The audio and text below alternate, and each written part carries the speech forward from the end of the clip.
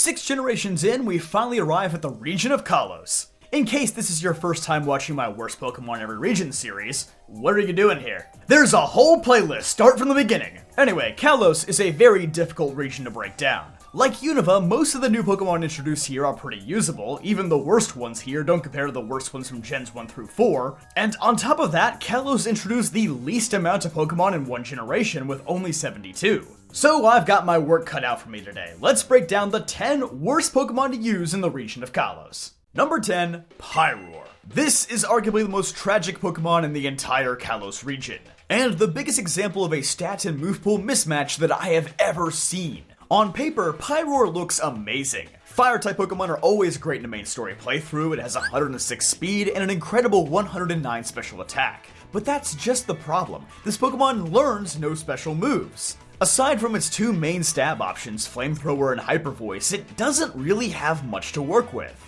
I guess it has Solar Beam via TM, but that pretty much guarantees that Sunny Day would have to be your fourth move. And you definitely don't want to be setting that up in front of a Rock or Water type, especially with how frail Pyroar is. Aside from that, your only other option is realistically Dark Pulse, but you can't get the TM for that until you have Waterfall, so that sucks. Also, I know this is purely a Gen 6 video, but it's worth mentioning that this is Pyroar's 4th generation existing, and Game Freak really hasn't made its move pool any better, which is a huge L. Like, come on, at least give it Scorching Sands or something. But I guess I shouldn't be surprised, they did give this thing Moxie as a hidden ability, which, oh yay, maybe its base 68 physical attack will be halfway usable now. It feels like the designers just weren't on the same page when they made this Pokemon. And last but not least, I also just feel like Litleo takes way too long to evolve. Like, it's a really early game Pokemon with low stats, but it doesn't evolve until level 35. That is way too long to wait for a Pokemon this bad.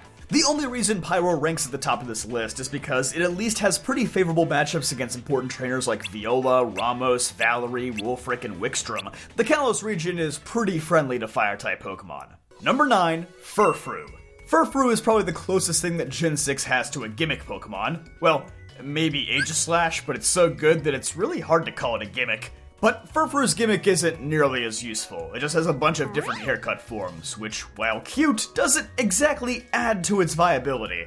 Admittedly, Furfrou is a fantastic early game Pokemon, which is why it's ranked higher than you might expect. Honestly, just between Headbutt and Dig, this Pokemon manages to get through the first half of the game pretty well. Unfortunately, its middle-of-the-road stats do eventually catch up with it. And aside from Wild Charge, which you can't even get until the post-game, Furfrou's physical move pool does not really widen out at all. At the very least, Furfrou's ability Fur Coat lends it some much-needed bulk. And the only gyms it will really struggle with are Grant and Karina.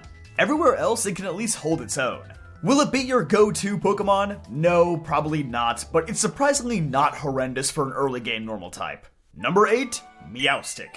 I really love Meowstic and have frequently used both forms of this Pokemon on my Kalos teams, but admittedly, in a region full of strong psychic types like Alakazam, Delphox, Gardevoir, and so many more, Meowstic just doesn't have the tools to stand out.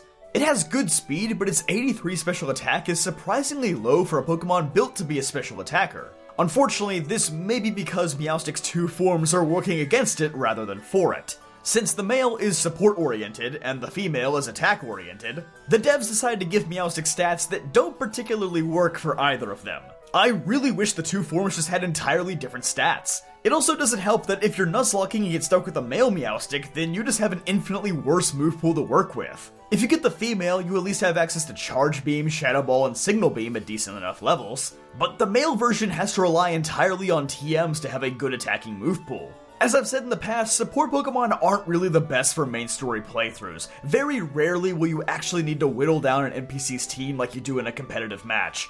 But even then, if you do get the infinitely better female version, it still doesn't compare to any of the other offensive psychic types found in Kalos' immense Pokedex. Number 7, Aromatisse. Honestly, this Pokemon's move pool almost looks like a copy and paste of Meowstic's. It gets Psychic and Fairy coverage from leveling up, and gets Energy Ball and Thunderbolt via TM. If you use both of these Pokemon on the same team, they might just end up with the exact same movesets, despite having completely different types. But here's what makes Aromatisse slightly worse. First of all, you will be waiting on the TMs to make its moveset good.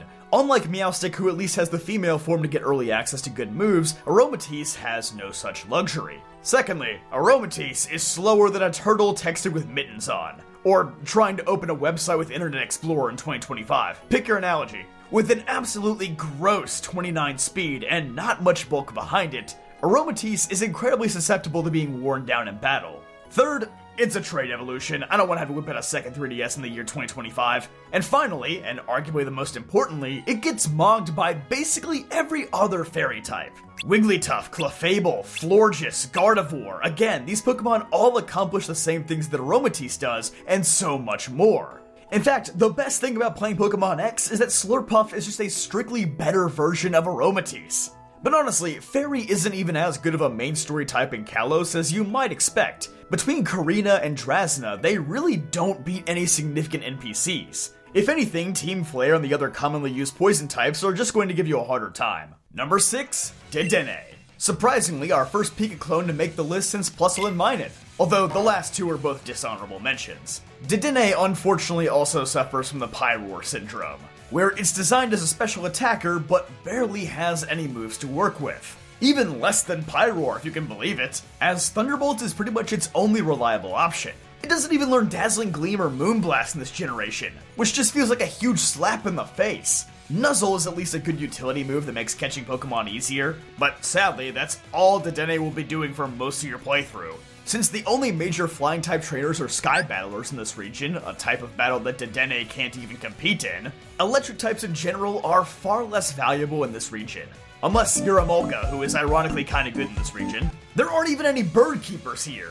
As such, the only significant battle Dedenne helps with is Seabold in the Pokemon League. And even then, almost any other electric type does it better. Dedenne's stats are simply too bad to compete with any other Pokemon of its types. Hey, we're not done yet. We got 3 regions coming up after this one, so make sure to subscribe so you don't miss those. Number 5, Barbaracle. I honestly wasn't expecting this guy to make the list. Barbaracle has a fantastic ability in Tough Claws, really high attack and defense, and its pre-evolution Binacle is available relatively early. But the more I looked into Barbaracle, the worse it got. Off the bat, Binacle is one of the worst Pokemon in the game without much competition. And it doesn't evolve until level 39. Is this guy secretly a Unova straggler? Considering that the highest possible level you can catch Binacle is at level 25, it's going to be an EXP share bencher for a good long while before you can actually use it. But even when you do evolve it, Barbaracle is still surprisingly bad. This Pokemon doesn't learn Razor Shell until level 48, Cross Chop until level 55, or Stone Edge until level 60. This means Barbaracle is still largely useless up until the climax of the Team Flare crisis. At the very least, it does perform well against Team Flare's Grunts, Admins, and Boss, and has some favorable matchups late in the game against Wolfric and Malva, but come on, is beating Wolfric even worth putting on your resume? He's arguably the easiest gym leader in the entire game, and Malva's not much better. Barbaracle's biggest problem is that he's just taking up room on your team until the very end of the game. He would be less offensive if you found him right before the last gym. But because you have to catch him early and keep him in the back of your party for so long, he's honestly just a net negative. Number 4, Vivian. As the sole bug type from the Kalos region, Vivian sadly did not keep up the good reputation that Unova built for this type. Vivian is once again a reversion to the typical bad early game bug type. I guess the good news for Vivian is that Kalos is surprisingly not awful for bugs. Vivian actually fares pretty well against Karina and Olympia, and by learning Quiver Dance at level 45, it actually stays usable into the late game. Compound Eyes and Hurricane is also not a bad combination, honestly. But it is going to struggle with the common things that most bug types will. Too many weaknesses, stretches of uselessness, and a very bad matchup against the regional evil team. But hey, despite all of that, it has more redeeming factors than the Pokemon ahead. Just wait. Number 3, Avalugg. Have I mentioned how much I hate this Pokemon before? And this guy was on my original team of 6 all the way back in 2013. What a fool I was. Avalugg is as tough as an iceberg on the physical side and as fragile as the Titanic on the special side. If you get hit with any special move, it doesn't even have to be super effective, you are cooked. As a slow ice type, it is just the epitome of bad Pokemon design. And somehow, it's only number 3, which I guess is saying a lot about the top 2. Like Pyroar and Dedenne, Avalugg also has issues on the physical side. It has a really high attack stat of 117, but the relatively weak Ice Fang and the situationally useful Avalanche are all it really learns. At least until he finally gets Crunch at level 65. I would say this Pokemon at least beats Drasna, but realistically, No, it doesn't. Drasna uses 3 special attackers, which are all making quick work of Avalugg. The only true positive of Avalugg is that its defense stat is so astronomically high that if you're Nuzlocking and you know your opponent only has physical moves, it is a very safe switch in. That aside, I really can't say anything good about Avalugg. It's the reason why Wulfric sucks. It's the reason why Gita sucks. It's the reason why my X and Y team from 2013 sucked. It's just bad. Number 2, Carbink. Look, I've said it before, I'll say it again. Defensive support Pokemon just aren't the vibe in a main story playthrough. And Carbink fits that description to a T. Essentially being the modern day Shuckle, Carbink is all sponge with no attack. As a fairy rock type, it does get access to some decent attacking moves like Stone Edge and Moonblast, but it sadly lacks the tools to take advantage of them. If Carbink could learn Shell Smash or even Power Trick to give itself enough attack, like Shuckle, it could be a fun Pokemon to mess around with in a main story playthrough. But for whatever reason, Game Freak decided against giving either of these rather fitting moves to Carbink. You can plainly see from Carbink's move pool of things like Reflect, Guard Split, and Skill Swap that this Pokemon was clearly designed for competitive play. But unlike Shuckle, it doesn't even do that well, which is why it lands at the number 2 spot. As for this region's dishonorable mentions, well, there's not many because, well, Kalos doesn't have many Pokemon. First of all, Klefki. Klefki is a very weird case of a Pokemon. In competitive environments, this Pokemon is actually quite good. With Prankster Thunderwave, Spikes, Magnet Rise, and Swagger, well, at least before this Pokemon got that move banned back in the X and Y era, Klefki surprisingly has all the keys to be a greatly annoying utility Pokemon. Did you see what I did there? Oh, you did? And it wasn't funny? Oh. But this is a main story playthrough we're talking about, where, sadly, toying around with the NPCs is not nearly as rewarding. Outside of Swagger and Foul Play, Klefki itself can't particularly hit hard. It's not really a Pokemon suited for playing through the main story. The best thing going for it is that it at least matches up against most of the significant late-game trainers pretty well. But realistically, other Fairy or Steel-type Pokemon do this at a much faster pace than Klefki. Its middling stats mean that you're probably in for a longer than usual playthrough if you do decide to use it. Definitely not the worst option, but far from the most convenient. And unfortunately, this is the first time in any video so far that I have to mention a starter Pokemon, Chestnut. Being a slow grass fighting type just leaves this guy open to all sorts of common weaknesses. On top of that, it struggles in every single gym aside from Grants. It loses to Viola, Karina, Valerie, Olympia, Wulfric, all of Team Flare, Malva. Even Seabold isn't as good of a matchup as you'd think thanks to Starmie and Gyarados. And of course, Diantha too. Kalos is unfortunately just very aggressive towards this type combination. And Chestnut has to compete against 2 very good starters who excel at sweeping NPCs, and even Mega Venusaur for a slot in the team as the honorary grass type. However, at the end of the day, Chestnut is a starter Pokemon with incredibly good stats and a wide move pool, so ultimately I could not place it in the top 10. Which leaves us with number 1, Diggersby.